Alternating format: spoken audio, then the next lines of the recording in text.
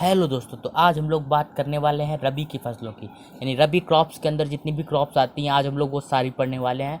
तो आइए चलते हैं। तो ये क्रॉप आपके लिए बीएससी या आप किसी भी कंपटीशन के एग्ज़ाम देने वाले हैं तो उनके लिए बहुत ही इंपॉर्टेंट है, अगर आप एग्रीकल्चर से बिलोंग करते हैं तो ठीक है।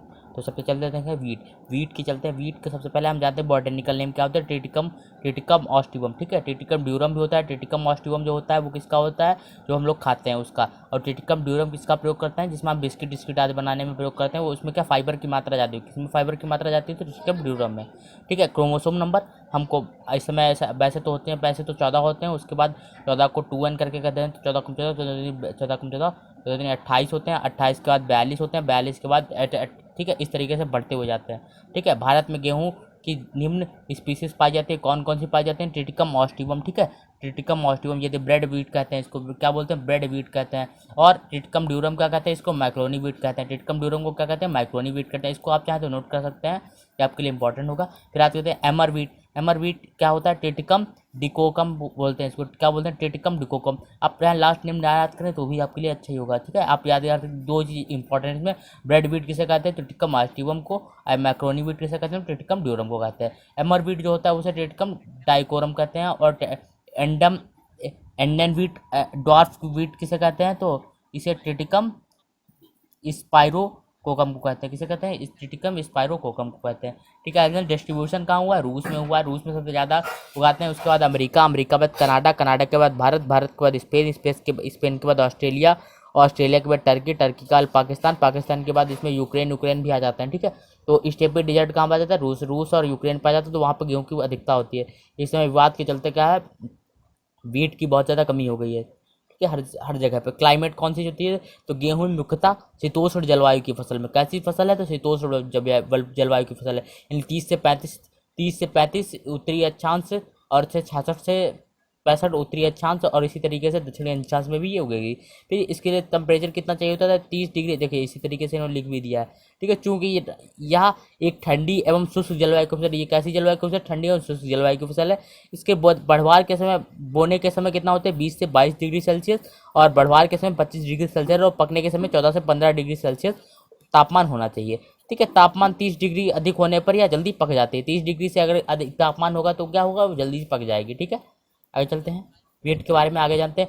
सॉइल इसमें कैसी होनी चाहिए, तो सॉइल ये सभी प्रकार की भूमि में पैदा हो सकता है, परंतु दोमट से जलोढ़ मृदाओं में गेहूं की खेती सफलतापूर्वक की जा सकती है, ठीक है। दोमट से जलोढ़ मृदाओं की जो है उसमें अच्छा। और पीएच कितना है, 5 से 7.5 पीएच के बीच ये बोई जा सकती है। यानी अब अगर आप कह सकते हैं तो ये कैसी फसल है, अल्प अम्लीय फसल है। कैसी फसल है, तो अल्प अम्लीय फसल है, ठीक है। ठीक है, आगे चलते हैं प्रिपरेशन ऑफ लैंड, यानी कि हम भूमि को किस प्रकार से उसकी बुआई जुताई करेंगे। तो कैसी भूमि इसके लिए चाहिए, मिट्टी की भुरभुरी, बहुत ही भुरभुरी होनी चाहिए। कैसी होनी चाहिए, भुरभुरी, ठीक है। और जिसके लिए 10 से 12 जुताई होनी चाहिए। कितनी जुताई होनी चाहिए फसल में, तो 10 से 12 जुताई होती है। परंतु ठीक है, यह मान्यता समाप्त हो रही है। वास्तव में खेती के तैयार समय हमारा लक्ष्य यह होना चाहिए कि बुआई के समय खेत खरपतवार मुक्त हो। कि बुआई के समय क्या होना चाहिए, अगर नई मान्यताओं के अनुसार माने तो बुआई के समय क्या होना चाहिए, खरपतवार मुक्त होने चाहिए। दूसरी बात, भूमि में पर्याप्त नमी हो, और क्या हो, मिट्टी इतनी भुरभुरी हो जाए ताकि बुआई आसानी से उचित हो, और गहराई तथा तापमान समान दूरी पर होता नहीं। अगर पुरानी मान्यताओं के अनुसार माने तो उसमें 10-12 जो है जुताइयाँ की जाती हैं, और नई मान्यताओं के अनुसार माने तो उसमें खरपतवार निकल जाए और मिट्टी अल्प मात्रा में भुरभुरी हो, जिससे कि हम फसल बो सकें। बस इतना ही होना चाहिए, ठीक है। इंप्रूव्ड वैरायटी कौन सी है, तो लोक वन जो है इसकी इंप्रूव्ड रही है। कितने दिनों में, 105 से 110 अवधि दिनों में पकते, और उपज कितनी देती है, 40 से 45 कुंटल। और WH 147 से 63, ये 120 दिनों में पककर तैयार होती है, 40 से 45 कुंटल उपज देती है। फिर इसी तरीके से कंचन है, कंचन भी 120 से 125, इस तरीके से हमारी राज आ जाती है। राज भी 125 से 130 दिन में पककर तैयार होती है, और ये 40 से 45 कुंटल उपज देती है। फिर इस तरीके से यहाँ पे इस तरीके से C300 से आ जाती है, वो भी 130 से 135 दिन में पककर तैयार होती है, 15 से 20 कुंटल उपज देती है। ये इंप्रूव्ड वैरायटी है, आपको याद रखनी चाहिए। इनके बारे में आप अक्सर ऑब्जेक्टिव में क्वेश्चन पूछे जाते हैं। आगे देखते हैं सिंचाई, एक second, seed selection and treatment. Seed selection कैसे करेंगे, मान लो आपको बोना है कहीं भी, तो आप सीड को कैसे सेव करेंगे। तो सबसे पहले आप देखते हैं सीड को कैसे, किस तरीके से होना है। बीज सदैव प्रमाणित क्षेत्र विशेष के अनुशंसा के अनुसार प्रयोग किया जाना, यानी आपको हमेशा किस प्रकार प्रमाणित बीज लेना चाहिए, जो कि प्रमाणीकृत संस्था द्वारा दिया गया हो, ठीक है। फिर किसी दूसरी किस्म का बीज नहीं बोना चाहिए, एक किस्म के किसी दूसरी किस्म का बीज नहीं बोना चाहिए। फिर बोने के पूर्व बीज का अंकुरण प्रतिशत का परीक्षण अवश्य करना चाहिए, यानी बोने से प्रतिशत आपको देख लेना चाहिए कि वह कितने प्रतिशत अंकुरण होता है और किस जलवायु के अनुसार उसमें अंकुरण हो सकता है। फिर बीज को बोने से पूर्व उपचार करना चाहिए, किसमें थायरम नामक दवा से 100 किलो बीज को कितने ठीक है लिए 250 ग्राम दवाएं। तो थायरम का कितना प्रयोग, 100 किलो बीज में कितना 250 ग्राम, यानी 2.5% मात्रा कह सकते हैं आप कुल मिला के, ठीक है। तथा बेबिस्टीन या बेटावेक्स का भी 2.5 ग्राम प्रति किलो बीज की दर से उपचारित करना चाहिए, ठीक है। 2.5 की इस तरीके से ये। फिर आ जाता है टाइम ऑफ सोइंग, यानी कि बुआई का समय कौन सा होना चाहिए। बुआई का समय आपको अक्टूबर नवंबर मान सकते हैं, ठीक है। इस समय क्या होता है 20 से 20 डिग्री सेल्सियस तापमान उचित होता है। बुआई के समय मृदा के ताप पर निर्भर करता है। गेहूं के अंकुरण के लिए 20 डिग्री सेल्सियस तापमान उपयुक्त रहता है। फिर मृदा कितना होता है 12 डिग्री सेल्सियस। मृदा का ताप मैक्सिमम 15 होता है और वो 2 डिग्री इधर या 2 डिग्री उधर गिरता है। गर्मियों में 17 डिग्री हो जाता है, तो इधर गर्मियों में 12 या 14 डिग्री के आसपास रहता है। फिर 12 डिग्री से कम तथा 29 डिग्री से अधिक नहीं होना चाहिए। फिर असिंचित अवस्था में बोने का उपयुक्त हमारा वर्षा ऋतु समाप्त होते ही मध्य अक्टूबर के लगभग, ठीक है, बो देते हैं। अक्टूबर से नवंबर के मध्य में बो देते हैं। सिंचित बोए गए उपयुक्त समय नवंबर का प्रथम पखवाड़ा, यानी कि सिंचित क्षेत्रों में कब नवंबर में बोते हैं, ठीक है। बोने में 30 नवंबर से अधिक देरी नहीं करनी चाहिए। और 30 नवंबर से अधिक देरी हो गई तो आपको फसल में अच्छी उपज नहीं मिलेगी, ठीक है। 30 नवंबर से पहले हमको बुआई कर देनी चाहिए, यानी अक्टूबर से प्रथम पखवाड़े से और नवंबर के प्रथम पखवाड़े तक के बीच में हम उपज अच्छी मिलेगी। फिर सिंचाई आ जाते हैं। पहली सिंचाई क्राउन रूट बनते समय करते हैं, सिंचाई 20 से 25 दिन में करनी चाहिए। दूसरी सिंचाई कल्ले निकलते समय टिलरिंग स्टेज पर नहीं, या बुआई के 45 से 40 दिन के बाद करनी चाहिए या करना चाहिए, ठीक है। फिर आगे गांठ बनने के समय, इसमें बुआई से इसके 65 से 70 दिन बाद की जाती है। फूल आने के समय फ्लावरिंग स्टेज या 90 से 95 दिन बाद करते हैं चौथी सिंचाई।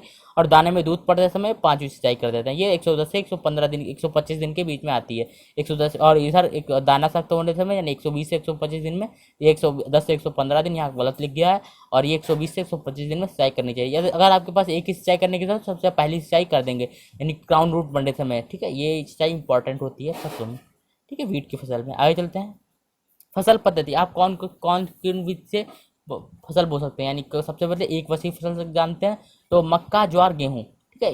इनसे आप फसल चक्र बना सकते हैं, या धान प्लस गेहूं बो सकते हैं, धान प्लस गेहूं प्लस लोबिया, ठीक है, इनको साथ में बो सकते हैं। अब मक्का आलू और गेहूं, पहले मक्का बोएंगे, उसके बाद आलू और उसके बाद गेहूं बो सकते हैं। फिर द्विवर्षीय फसल चक्र में क्या आता है, मक्का के बाद गेहूं, गेहूं के बाद कपास के बाद बरसीम, धान के बाद गेहूं और ज्वार, उसके बाद चना, ठीक है। रोग नियंत्रण गिलोय का आपको करना होगा, लॉस स्मट का, झुलसा रोग और पाउडरी मिल्ड्यू, ठीक है, हैग स्मोट, ठीक है। इनके बारे में आप जानकारी कर लीजिए, क्योंकि ये सभी ज़्यादातर इसमें या तो ये गिरोई के लिए तो दवाएं कोई बनी नहीं है ज़्यादातर, ठीक है। तो इनके लिए तो आपको झुलसा रोग के लिए भी दवा ज़्यादातर नहीं दिखती है। तो कीट नियंत्रण में आ जाते हैं कट वार्म, स्टेम बोरर और लिंडेंट धूल का ज़्यादातर इनमें छिड़काव कर देते हैं, मेल्थियान का छिड़काव कर देते हैं, ठीक है। एफिड नट जैसिड लगता है, आर्मी वॉर्म लगता है और रेड कंट्रोल लगता है, ठीक है। रेड कंट्रोल तो आप करते थे, जानते हैं, उसमें के लिए आपको जिंक फास्फाइड का प्रयोग करना चाहिए, ठीक है। कटाई छटाई फसल पका तैयार होने पर कटाई करना चाहिए, ठीक है। और ऐसे इसे नमी का अंश 20 से 25, यानी फसल की कटाई कब करते हैं जब फसल में नमी का अंश कितना हो 20 से 25%। तो कटाई के पश्चात फसल को 2 से 3 दिन खलिहान में सुखाकर थ्रेसिंग शक्ति चालित थ्रेसर से की जाती है। कंबाइन हार्वेस्टर का भी प्रयोग करने से कटाई हो जाती है, ठीक है। कटाई के साथ ओसाई भी हो सकती है। उपज एवं भंडारण, बोनी किस्मों में कितनी होती है 50 से 60 कुंटल या 80 से 90 कुंटल हो सकती है, भूसा प्राप्त होता है। और 50 से 60 कुंटल क्या होता है, दाना प्राप्त होता है। और यही देसी लंबी जातियों में 15 से 20 कुंटल क्या सिर्फ दाना प्राप्त होता है, और इसमें भूसा तो अधिक प्राप्त होगा ही, ठीक है। और सुरक्षित भंडारण है तो नमी कितनी होनी चाहिए, तो 10 से 12%। ये एक ऑप्शन ऑब्जेक्टिव में बहुत पूछा जाता है कि वीट या किसी भी फसल में क्या हो, सुरक्षित भंडारण करने के लिए उसमें नमी की मात्रा कितनी होनी चाहिए, 10 से 12% सभी की होती है, 10 से 12 या आप कर सकते हैं 9 से 10%, ठीक है। आगे चलते हैं। आप आगे जाते हैं बारले यानी जौ के बारे में। क्या के बारे में जानेंगे, जौ के बारे में। बॉटनिकल नेम किसका है, हार्डियम वल्गैरे है। क्या है, हार्डियम वल्गैरे।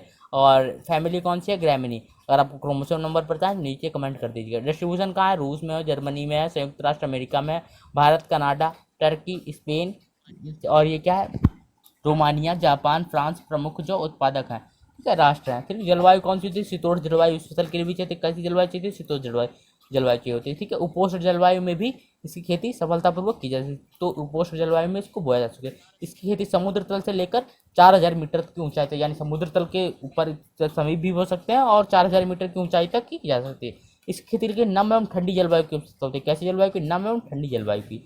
फसल की वृद्धि के समय 12 से 15 डिग्री सेल्सियस तापक्रम होना चाहिए। फसल पकने के समय 30 डिग्री सेल्सियस तापमान आवश्यक होना चाहिए। ठीक है, ठीक है, वो सेम बिल्कुल उसके जैसे। आगे चलते हैं। जौ की खेती 60 से 100 सेंटीमीटर वार्षिक वर्षा वाले क्षेत्रों में सफलतापूर्वक की जा सकती है, यानी इसकी कम वर्षा वाले क्षेत्रों में भी इसकी खेती की जा सकती है। ये इंपॉर्टेंट है, बार्ले की फसल में आपको ये इंपॉर्टेंट है याद रखना कि इसकी ये कम वर्षा वाले क्षेत्रों में भी अच्छे से उगाई जा सकती है।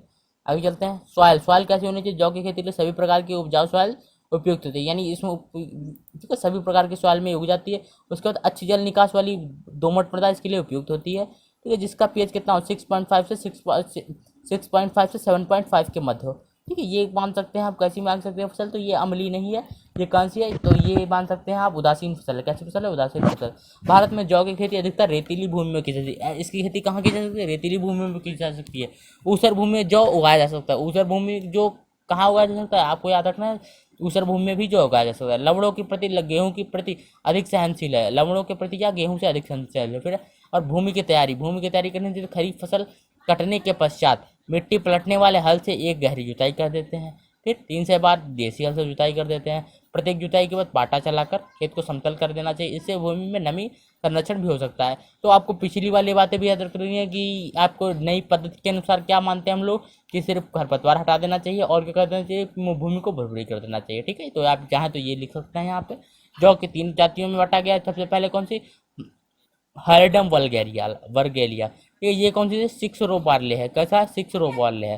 फिर हरडियम डिस्ट्रिक्टम है, ये 2 रो बार्ले है। और हरडियम इरिगुले है, ये 2 रो बार्ले ये भी है। ठीक है, तो एक 6 रो बार्ले, इसे हरडियम वल्गैरे बोलते हैं, और इसे 2 रो बार्ले में आपको याद रखने हैं।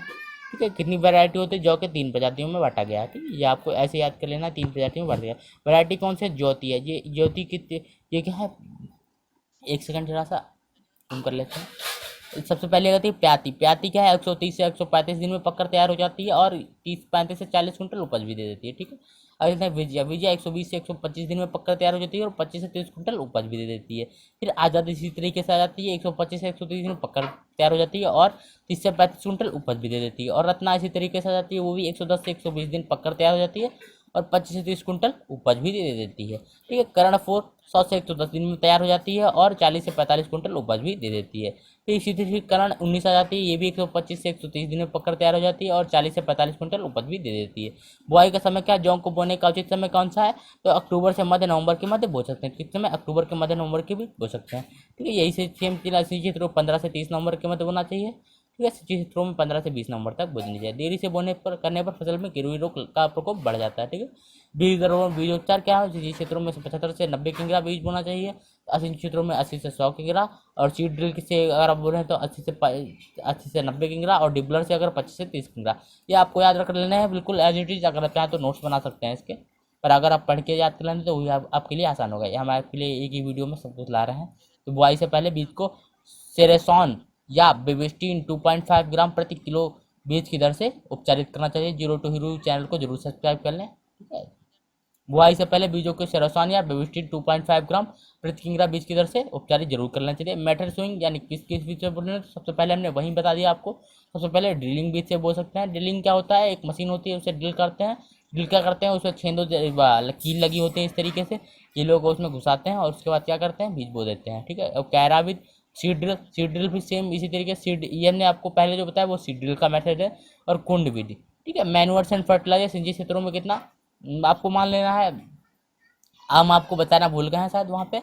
तो गेहूं में कितना होता है? 120 60 60। ठीक है, और अगर आपको लंबी जातियों में तो कितना होता है? मान लो 60 और 50 और 40। ठीक है, इस तरीके से। तो सिंचित क्षेत्रों में इसको भी मान लेते हैं। इसमें अगर आप ना भी देना मैनुअर फर्टिलाइजर का मान सकते हैं आपको सिंचित क्षेत्रों में कितना देना चाहिए। तो सिंचित क्षेत्रों में आप मान सकते हैं 60 और 40 40। असिंचित क्षेत्रों नहीं सिंचित क्षेत्रों में मान सकते हैं आप 80 40 40। और सिंचित क्षेत्रों में इसी तरीके से आपको एक ही बार में ये फिर यूज कर देना है। ठीक है, और इसमें क्या है? कम करना देना है, यानी 60 60 और 30 30 मान सकते हैं। आगे चलते हैं सिंचाई। जौ की सिंचाई 2 से 3 बार आवश्यकता होती है। सबसे पहले ड्रिलिंग 30 से 35 डेज में, मिल्किंग 80 से 85 डेज में और फ्लावरिंग 60 से 65 डेज में। खरपतवार नियंत्रण। जौ में प्राय निराई और गुड़ाई की आवश्यकता नहीं होती। सिंचाई क्षेत्रों में खरपतवार नियंत्रण के लिए 2,4-D का प्रयोग कर सकते हैं। कलई एवं गाही, हार्वेस्टिंग एंड थ्रेसिंग। गेहूं की अपेक्षा जौ की फसल जल्दी पकती है। नवंबर के आरंभ में बोई गई फसल मार्च के अंतिम सप्ताह में पक जाती है और इसमें 20 से 23% नमी हो तब इसे हार्वेस्टिंग कर लेनी चाहिए। ठीक है। फसल को खलिहान में 4 से 5 दिन में सुखवाने के बाद शक्तिशाली थ्रेशर से उसका प्रयोग करना चाहिए। ठीक है। आगे चलते हैं। उपज एवं भंडारण। सिंचित क्षेत्रों में कितनी 30 से 35 कुंटल दाना और 40 से 50 कुंटल भूसा प्राप्त होता है। असिंचित क्षेत्रों में 7 से 10 कुंटल दाना और भूसा तो सेम ही प्राप्त होगा। जो अच्छी तरह सुखाने के बाद जब दाने में 10 से 12% यानी सेम है, 10 से 12% सभी में बचेगी। ठीक है। तो उसका भंडारण कर लेते हैं। तो अब तक हमने गेहूँ और बारले जौ को 2 चीज़ों का कंप्लीट कर लिया। अब हम चल रहे हैं चना पे। आपको जीरो टू हीरो चैनल को जरूर सब्सक्राइब कर लेना है ऐसी वीडियो देखने के लिए। अगर चलते हैं चिकपी। चिकपी का बॉटेनिकल नेम क्या है? इसकी चिकपी को क्या बोलते हैं हिंदी में? चना बोलते हैं। इसे ग्राम भी बोलते हैं। ठीक है। ठीक है। सीजर राइटिनम। नाम क्या है इसका? सीजर राइटिनम। फैमिली कौन सी? लेगुमिनेसी। डिस्ट्रीब्यूशन कहाँ है? तो भारत में जान लेते हैं। उत्तर प्रदेश, कर्नाटक, मध्य प्रदेश, महाराष्ट्र, राजस्थान और बिहार में की जाती है। जलवायु कैसे? तो चना शुष्क एवं ठंडी जलवायु का फसल है। तो चना कैसी जलवायु का फसल है? शुष्क एवं ठंडी जलवायु की। ठीक है। आगे जानते हैं चना के बारे में। चना की खेती के लिए मध्यम वर्षा 60 से 90 सेंटीमीटर और सेमी यानी शीत और उपोष्ण जलवायु चाहिए, क्योंकि आप इसको ठंड में बो रहे हैं। ठीक है। यानी नवंबर अक्टूबर मान सकते हैं और उधर मार्च तक। इस खेती के 24 से 30 डिग्री तापमान उपयुक्त होता है। फसल में दाने वाले बनते समय 3 डिग्री से कम या 30 डिग्री से अधिक तापमान हानिकारक रहता है। पाला और तथा ओला पड़ने से पैदावार कमी हो जाती है। ठीक है। तो सभी फसलों में ऐसा ही होता है। भूमि चने की खेती अधिक जल निकास वाली दोमट भूमि में सफलतापूर्वक की जा सकती है। मृदा उचित पीएच 6 से 7.5 उपयुक्त होता है। ये भी कौन सी फसल है? उदासीन फसल है। ठीक है। उचित जल धारण वाली क्षमता होनी चाहिए। कैसी होनी चाहिए? उचित जल धारण वाली क्षमता उचित होती है। ठीक। उचित जल धारण वाली दोमट मृदा उचित होती है। ठीक है। आगे चलते हैं। भूमि की तैयारी। भूमि के असिंचित क्षेत्रों में देख लेते हैं। आपको इसी तरह के असिंचित क्षेत्रों में मानसून शुरू होने से पूर्व गहरी जुताई करने से रबी के लिए भी नमी का संरक्षण होता है। खरीफ की फसल कटने के बाद एक जुताई मिट्टी पलट हल से तथा 2 जुताई देसी हल से की जाती है। फिर पाटा चलाकर उस खेत को समतल कर देते हैं, जिससे मिट्टी में नमी संरक्षित रहती है। चने की 2 प्रमुख जातियां हैं। कौन सी? देसी या भूरा चना, जैसे सीजर राइटिनम और काबुली चना। इसे क्या बोलते हैं? सीजर काबुलियम। क्या बोलते हैं? सीजर राइटिनम किसका है? देसी चना या भूरा चना, जिसको हम लोग सुबह सुबह या लोग खाते हैं। और जिसे काबुली चना यानी छोला जिसे हम बोलते हैं, वो सीजर काबुलियम बोलते हैं। इसमें कौन से? वैभव 110 से 115 दिन में पकड़ते हैं। इसकी उपज कितनी? 15 कुंटल। ग्वालियर 2 125 दिन में 125 दिन में पकड़ तैयार हो जाए, 12 से 15 कुंटल उपज देती है। और उज्जैन 21 है, ये भी उपज देती है कितनी? 8 से 10 कुंटल। और कितने दिनों में पकड़ तैयार? 115 दिन में। और ये उज्जैन 24 है, 123 दिन में पकड़ तैयार होती है और 10 से 13 कुंटल उपज देती है। टाइप 2 है, टाइप 3 है तो 125 दिन में पकड़ तैयार हो जाती है, 20 से 25 कुंटल उपज भी दे देती है। जैसे 65 है तो 110 से 120 दिन में पकड़ तैयार होती है, 13 से 15 कुंटल उपज भी दे देती है। आगे चलते हैं। बीज दर देसी चने की 75 से 80 किंगरा और काबुली चने की 100 से 200 किंगरा।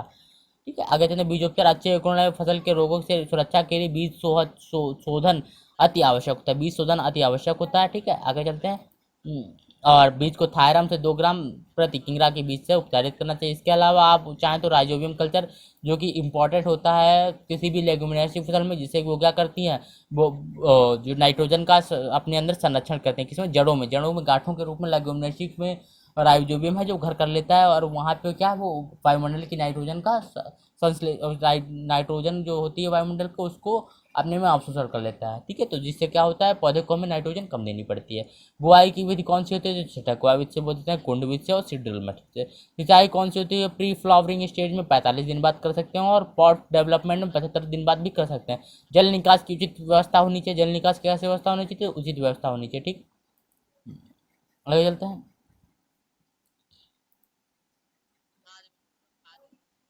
खाद एवं उर्वरक। खाद एवं उर्वरक आप खुद ढूंढ के लाएंगे, इसमें कितनी खाद और उर्वरक पड़ेगी।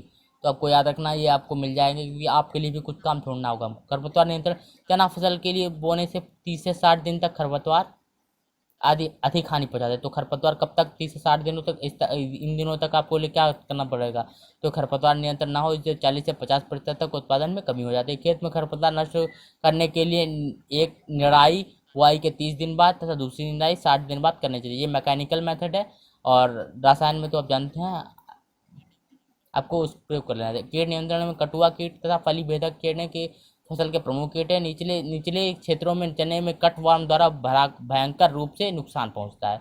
इसकी रोकथाम के लिए आप फ्लोरो पायरिफॉस 20 केजी प्रति हेक्टेयर की दर से उपयोग करते हैं। और दाने में पॉट बोरर भी एक भयंकर कीट है। इसका प्रकोप फली में दाना बनते समय अधिक होता है। इसका नियंत्रण के लिए आप माइक्रोक्रोटोफास का प्रयोग करना चाहिए। किसका प्रयोग करना चाहिए? माइक्रोक्रोटोफास का प्रयोग करना चाहिए।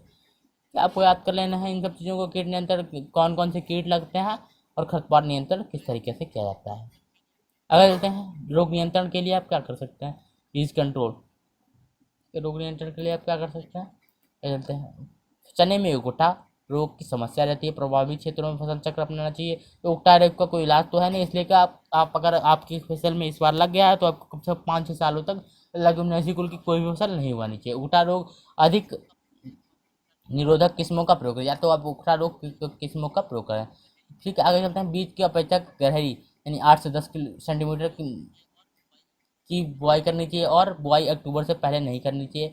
बीज को कार्बेंडाजिम, ठीक है, 20.5 ग्राम प्रति किलो बीज की दर से उपचारित करना चाहिए। ठीक है, आगे खुदाई क्या है, टॉपिंग कैसे, चने में शीर्ष शाखाएं तोड़ने से पौधे की वानस्पतिक वृद्धि रुकती है, तो टॉपिंग कर देते हैं हम लोग। जब पौधा 15 से 20 सेंटीमीटर की ऊंचाई के हो जाए तो खुटाई का कार्य करना है, खुटाई का कार्य कर देना चाहिए, टॉपिंग कर देना, जिससे क्या होगा, वानस्पतिक वृद्धि रुक जाएगी और क्या होगा, फूल पत्ती जल्दी निकलेंगे और अधिक संख्या में निकलेंगे, जिससे क्या होगा, हमारे चने हमको अधिक मिलेगा, जिससे हमको आर्थिक लाभ होगा। ठीक है, आपको ये सब याद रखना है। फसल पद्धति, चने को गेहूं जौ के साथ बो सकते हैं 1:1 में, या चने को अलसी के साथ 4:1 में बो सकते हैं।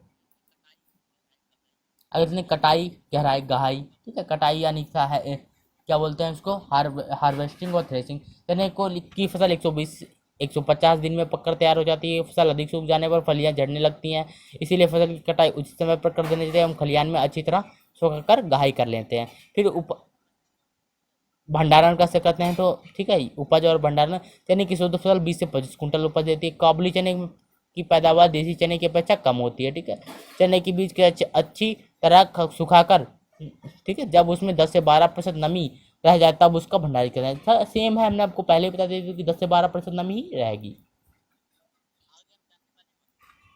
आगे हम जानने वाले हैं मसूर के बारे में। मसूर क्या है, बॉटनिकल नेम इसका लेंस एस्कुलेंटा है, फैमिली लेगुमिनेसी है, तो इसके में भी राइजोबियम कल्चर का प्रयोग है। डिस्ट्रीब्यूशन क्या है, चीन, भारत, अफगानिस्तान, अरब, इटली, अमेरिका, इंग्लैंड, फ्रांस एवं पाकिस्तान आदि। आपको ये इंपॉर्टेंट है कि भारत तो आपको मिलेगा ही हर जगह, हर फसल में। ठीक है, जलवायु कैसी है, मसूर समशीतोष्ण जलवायु की फसल है, उष्णकटिबंधीय उपोष्ण कटिबंधीय क्षेत्रों में मसूर शरद ऋतु की फसल के रूप में उगाई जाती है। पौधों की वृद्धि के लिए ठंडी जलवायु, परंतु फसल पकने के समय उच्च तापक्रम की आवश्यकता होती है। मसूर की फसल वृद्धि के लिए 18 से 30 डिग्री सेल्सियस ताप अनुकूल रहता है। पाले से फसल की अधिक क्षति होती है। जहाँ 80 से 100 सेंटीमीटर तक वार्षिक वर्षा होती है वहाँ फसल अच्छी होती है। मसूर की खेती बिना सिंचाई के भी की जा सकती है। ठीक है, आपको ये इंपॉर्टेंट याद रखना है। ठीक है, अधिक ठंड एवं कोहरा फॉग की दशा में इसके कुल एवं फूल एवं फली प्रभावित होते हैं। तो आपको इससे क्या है, ठंड में अधिक प्रभावित होती है, परंतु अगर सिंचाई ना भी करें तो ये फसल के लिए अच्छा नहीं, ये फसल उग सकती है। ठीक है, आगे चलते हैं। सॉइल यानी मसूर की खेती के लिए बलुआ, दोमट तथा मध्यम दोमट मिट्टी सर्वोत्तम रहती है। अच्छी फसल के लिए सॉइल का पीएच मान 5.8 से 7.5 के बीच होना चाहिए। अधिक क्षारीय व अम्लीय मृदा मसूर की खेती के लिए उपयुक्त नहीं होती। खेत की तैयारी कर सकते हैं। खरीफ में 2 से 3 आड़ी खड़ी जुताई करनी चाहिए। देसी हल से कल्टीवेटर से की जाती है। प्रत्येक जुताई के बाद पाटा चलाकर मिट्टी बारीक और समतल कर लेते हैं। बोने के समय खेत में पर्याप्त नमी होनी चाहिए। इम्प्रूवमेंट वैरायटी कौन से, पूसा वन 100 से 110 दिन में पकड़ते हैं, 18 से 20 कुंटल उपज देती है। टाइप 36 से 130 से 140 दिन में पकड़ते रहते हैं, 20 से 22 कुंटल उपज देती है। ठीक है, और क्या है, IPL 81, तो ये कितनी 110 से 120 दिन एक पकड़ तैयार होती है और 12 से 15 कुंटल उपज भी देती है। और मलिका है 75 120 से 125 दिन पकड़ तैयार होती है और 12 से 15 कुंटल उपज देती है। JL है इस तरीके से 100 से 110 दिन में पकड़ तैयार होती है और 12 से 15 कुंटल उपज देती है। ठीक है, और आपको 02 हीरो चैनल जरूर सब्सक्राइब कर लेना है आगे की जानकारी के लिए। बीज दर कौन सी होती है, अधिक उपज के लिए इसमें खेत में पर्याप्त पौधे संख्या होनी चाहिए आवश्यक है। इसके लिए प्रमाणित किस्म के स्वस्थ बीज संस्तुत मात्रा में प्रयोग करना चाहिए, अनिवार्य है। समय पर बुआई है तो उन्नत किस्मों को 30 से 35 बीज दर प्रति हेक्टेयर की दर से 30 से 35 किलोग्राम प्रति हेक्टेयर की दर से बोना चाहिए। विलंब से बुआई के लिए 40 किलोग्राम प्रति हेक्टेयर बीज की आवश्यकता होती है। बीज उपचार कैसे करते हैं? तो स्वस्थ बीज की बुआई के लिए पूर्व थायरम या बिबिस्टिन उपचार करते हैं तथा राइजोबियम कल्चर का भी प्रयोग करते हैं। ठीक है, तो इसका प्रयोग 5 ग्राम प्रति केजी बीज की दर से करते हैं, 5 ग्राम प्रति 250 ग्राम। ठीक है, 250 ग्राम, यहाँ पे गलत लिखा है, 250 ग्राम प्रति केजी की दर से इसका बीज उपचार करते हैं। ठीक है, इसके लिए क्या करते हैं? राइजोबियम कल्चर का प्रयोग के लिए तो आपसे विधि पूछा जाता है। सबसे पहले क्या करते हैं? बीज को क्या करते हैं? गुड़ को गर्म करते हैं, गुड़ को गर्म करके हल्का ठंडा करते हैं और ठंडा करके उसको क्या करते हैं? हल्का सा बीजों के ऊपर छिड़क देते हैं और बीजों के ऊपर छिड़क के उसके ऊपर से उसमें राइजोबियम कल्चर छिड़क देते हैं। ठीक है, तो इस तरीके से इसको छाया में करते हैं जिससे क्या हो, बीज को ज़्यादा हानि ना हो। बुआई का समय कैसा होता है? मसूर चाहे मसूर की बुआई अक्टूबर से दिसंबर तक होती है, परंतु अधिक उपज के लिए मध्यम अक्टूबर से नवंबर तक के मध्य कर देते हैं। ठीक है, आगे चलते हैं। मसूर की फसल में हमने ज़्यादा विलंब से बुआई करने पर कीट व्याधियाँ और प्रकोप अधिक लगता है। देर से बोने यदि भूमि में नमी कम हो तो सिंचाई करने के पश्चात बोना चाहिए। यदि अगर खेत में नमी कम है आपके तो आप क्या कर सकते हैं? सिंचाई करके भी इसकी, परंतु आपको क्या याद रखना है? देर से कि कोई भी फसल हमको नहीं उगाना चाहिए। इससे क्या होगा? आपको फसल तो उपज अच्छी भी होगी अगर, तो क्या होगा? आर्थिक दृष्टि से आपको अधिक लाभ नहीं होगा। तो अगर आप बुआई पहले करेंगे तो आपको आर्थिक दृष्टि से अधिक लाभ होगा, चाहे आप कोई भी फसल उगा रहे हो। ठीक है, बुआई की भी आपको ज़्यादातर आपको मध्यम यानी मध्य के समय ही बुआई करनी चाहिए। कि अब पहले बोने वाली फसल में क्या होता है? दिक्कत क्या होती है कि उसमें उसमें भी प्रकोप यानी कीटों का प्रकोप यानी विलंब से और जो पहले बोते हैं उनमें ज़्यादा दिक्कत होती है। यानी आपको अग्रणी वाली और विलंब से बोई गई फसल ज़्यादातर में आपको मना करना है कि इससे हानि ही होगी। ठीक है, बुआई की विधि कौन सी है? तो छिटकवा विधि है और कतार बोनी यानी सीड ड्रिल से है। ठीक है, मैनुअर फर्टिलाइजर ये आपको हम अलग से एक पीडीएफ बना के देंगे, अगली क्लास में आपको बताएंगे पूरा। हम यहाँ पे लेंगे, यहाँ फसलें लिखेंगे और यहाँ पे नाइट्रोजन की मात्रा, यहाँ पे फास्फोरस और यहाँ पे पोटास की मात्रा, इस तरीके से हम कुछ सुविधा दे देंगे। और सिंचाई इस तरीके से, फसल सिंचाई शाखा निकलते समय 30 से 35 दिन के बाद, दूसरी फलियां दाना निकलते समय 70 से 75 दिन बाद, और अधिक सिंचाई आखिरी सिंचाई कब करते हैं? मसूर की लाभकारी नहीं होती। अधिक सिंचाई जो होती है मसूर में लाभकारी नहीं होती। आपको याद रखना है 2 सिंचाई करनी चाहिए, 2 से ज़्यादा करेंगे तो मसूर के लिए क्या होगा? लाभकारी नहीं होगी। आगे चलते हैं। खरपतवार नियंत्रण, खरपतवार के प्रकोप के लिए मसूर में बुआई के 25 से 30 मिनट निराई कर देना चाहिए। ठीक है, बुआई से पहले और बुआई के बाद कर देना चाहिए। रासायनिक खरपतवार नियंत्रण के लिए बुआई के तुरंत बाद पेडामिथिलिन का प्रयोग कर सकते हैं आप। 4 से 30 सीसी को 4 से 5 लीटर प्रति हेक्टेयर छिड़काव करना चाहिए। फसल पद्धति, मसूर की खेती खरीफ की फसल धान ज्वार बाजरा कपास मक्का कपास आदि बोने के बाद की जाती है। मसूर की मिश्रित खेती जैसे सरसों प्लस मसूर प्लस जौ, ठीक है, आदि के साथ की जाती है। कि फसलन है कीट नियंत्रण कौन सा? एफिड, थ्रिप्स और बोर्ड बोरर इसमें लगता है।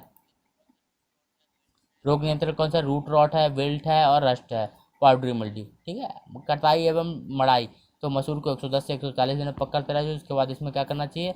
जब फलियाँ 80% तक पक जाती हैं तब इसको काट लेते हैं। ठीक है, उसके बाद इस पर थ्रेशर कर देते हैं। उपज भंडारण 20 से 25 कुंटल दाने निकलते हैं और 30 से 35 कुंटल भूसा निकलता है। दाने में 10 से 12% नमी होनी चाहिए, तब इसको उचित भंडारण कर लेना चाहिए। मटर यानी पी बॉटनिकल नाम क्या है? Pisum sativum. ठीक है, फैमिली कौन सी है? लेगुमिनेसी। डिस्ट्रीब्यूशन कहाँ होता है? रूस फेडरल यूक्रेन, ठीक है, यूक्रेन, चीन, Canada, Bharat, France, America, Hungary, Germany, Poland और स्पेन आदि देशों में इसकी उपज ठीक है होती है। जलवायु कौन सी? मटर के नम व ठंडी जलवायु की में आवश्यकता होती है। इसकी खेती मुख्यतः रबी में की जाती है। ट्रॉपिकल क्षेत्रों में इसकी बढ़वार ठीक से नहीं हो पाती। जहाँ 60 से 80 सेंटीमीटर वार्षिक वर्षा होती है, मटर की खेती सफलतापूर्वक की जा सकती है। इसका वृद्धिकाल में अधिक वर्षा होना हानिकारक होता है। मटर का अंकुरण के लिए 22 डिग्री सेल्सियस ताप तथा वृद्धि की विभिन्न अवस्थाओं पर 13 से 18 डिग्री सेल्सियस तापक्रम अनुकूल होता है। पौधे की वृद्धि काल में नम तथा ठंडी जलवायु की आवश्यकता होती है तथा शुष्क जलवायु होनी चाहिए। आगे चलते हैं, मटर के बारे में जानते हैं। मटर क्या होते हैं? मटर के लिए उपजाऊ तथा अच्छे जल निकास वाली मिट्टी सर्वोत्तम है। इसकी खेती के लिए दोमट मृदा उपयुक्त होती है। मृदा का पीएच 6.5 से 7.5 होना चाहिए। अम्लीय या क्षारीय मृदाओं में फसल वृद्धि अच्छी नहीं होती। खेत की तैयारी, रबी की फसलों की तरह मटर के लिए खेत तैयार किया जाता है। खरीफ की फसल काटने के बाद मिट्टी पलटने वाले हल से एक जुताई की जाती है, 10% 2 से 3 जुताई देसी हल से की जाती है। ठीक है, आगे चलते हैं। इम्प्रूव्ड वैराइटीज कौन सी है इसके, तो आर्केल है, 60 दिन में पककर तैयार होते हैं, 80 से 90 कुंटल प्रति हेक्टेयर उपज देते हैं। ज्वार मटर है, पाँच है जो 65 से 75 दिन में पककर तैयार होती है, 80 से 90 कुंटल उपज देती है। ठीक है, सुब्रा है, 100 से 110 दिन में पककर तैयार होती है, 15 से 18 कुंटल उपज देती है।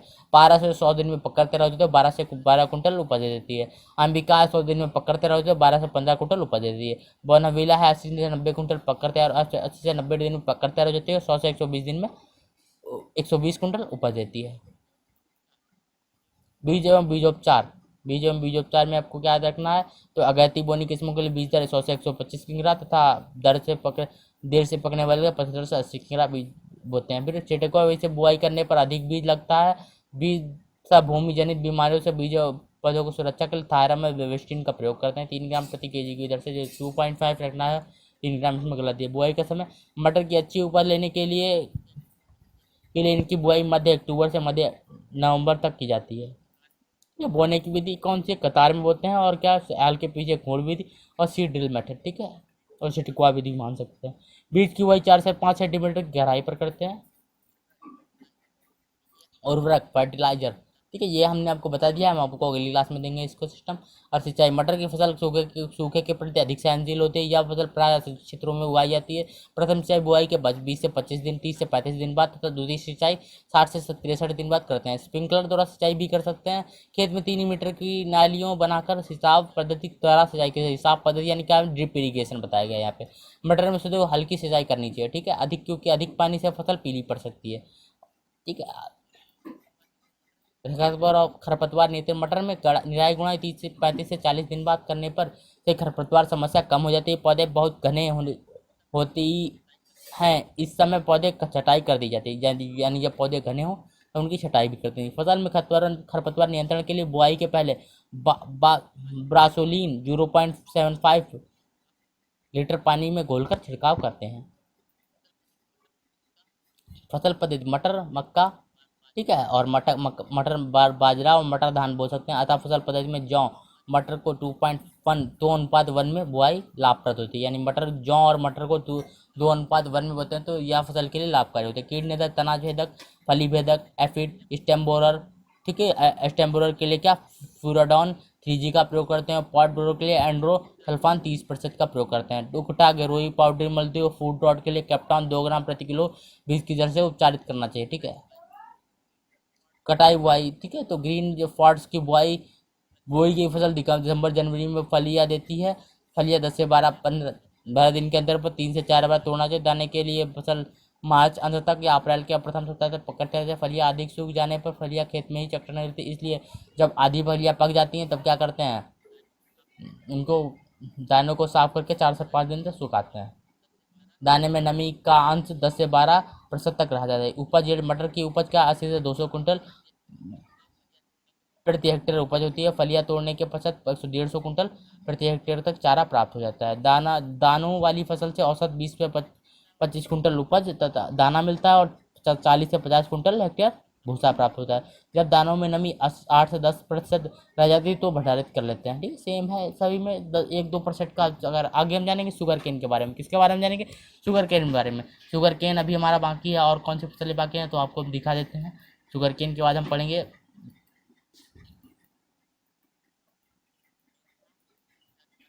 मेंथा के बाद हम पढ़ेंगे